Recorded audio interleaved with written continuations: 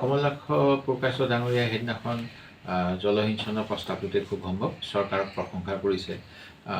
তাৰ পূৰ্বে তেওঁ অন্যান্য ক্ষেত্ৰতো বিধানসভাৰ মজিয়াত অধ্যক্ষ মহোদয়ৰ সন্মুখতেই আমাৰ দলৰ স্থিতিৰ বিপৰীতে তেওঁৰ মতদান কৰিছে। আৰু অন্যান্য ধৰণেও এতিয়া বসন্ত দাস ডাঙৰীয়াইও মই কংগ্ৰেছৰ বিধায়ক নহয়, মঙলদৈৰ বিধায়ক, স্পষ্টভাৱে এনেকুৱা কথা সংবাদ মাধ্যমৰ আগত কৈছে। আৰু এইবিলাকে তেওঁলোকৰ আমাৰ দলৰ যে তেওঁলোকে ইচ্ছাকৃতভাৱে দলৰ বিৰোধিতা কৰিছে ইয়ে প্ৰমাণ কৰে।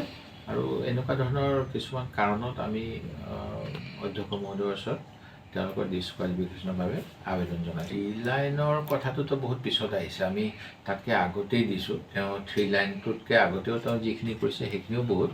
আৰু 3 লাইনটো তেওঁ নিয়মমতে তেওঁ কোনে বাৰু কাৰ কথা কৈছে?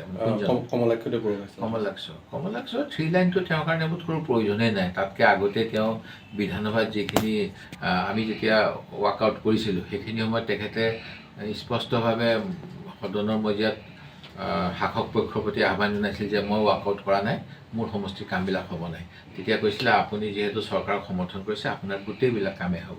আমিও চৰকাৰৰ পৰা আশা কৰোঁ, যিহেতু আমি ৰাইজৰ প্ৰতিনিধি, আমাৰ অঞ্চলৰ কামবিলাক হ'ব লাগে। কিন্তু চৰকাৰে যদি অকল শাসক পক্ষক সমৰ্থন কৰিলেহে কাম কৰিম বুলি কয়, সেয়াতো এটা গণতান্ত্ৰিক ব্যৱস্থাটোৰ প্ৰতিয়ে প্ৰত্যাহ্বান। আৰু সেই প্ৰত্যাহ্বানটোৱে আজি আমি বিৰোধীত থাকি প্ৰত্যাহ্বান জনাই আছোঁ। সেই গতিকে আমি আত্মসমৰ্পণ কৰাৰ প্ৰশ্নই নুঠে।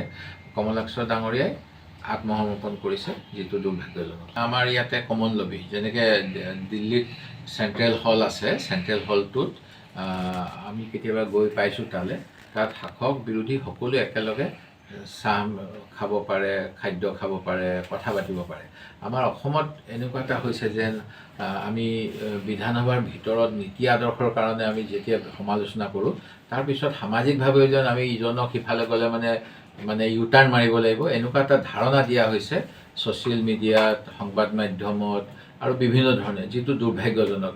আমাৰ সকলোৰে নিজৰ আদৰ্শৰ প্ৰতি এটা মনোবল দৃঢ় হৈ থাকিব লাগে যে আমি আদৰ্শৰ কাৰণে যুঁজ কৰিছোঁ দলৰ, কিন্তু ব্যক্তিগতভাৱে শত্ৰুতাৰ কাৰণে নহয়। এতিয়া এনেকুৱা কথাটো যিটো উঠিছে যে আমাৰ লবি বেলেগ হ'ব নেকি? লবি বেলেগ কৰাৰ কোনো কথাই নাই। আমিতো আৰু ভাৰত পাকিস্তান নহয়। আমি নিজৰ নীতি আদৰ্শ স্থাপন কৰিবলৈ, নিজৰ নীতি আদৰ্শ অনুসৰি চৰকাৰ গঠন কৰিবলৈ ৰাইজক আমি কনভিন্স কৰিবলৈ চেষ্টা কৰিব লাগে। ভাৰতীয় জনতা পাৰ্টীয়ে প্ৰথম অৱস্থাত তেখেতসকলৰ নিজৰ খোপনি অসমত হওক বা উত্তৰ পূৰ্বাঞ্চলতেই হওক বৃদ্ধি কৰিবলৈ যিসমূহ আঞ্চলিক দল তেওঁলোকক যথেষ্ট আদৰ আপ্যায়ন কৰিছিল।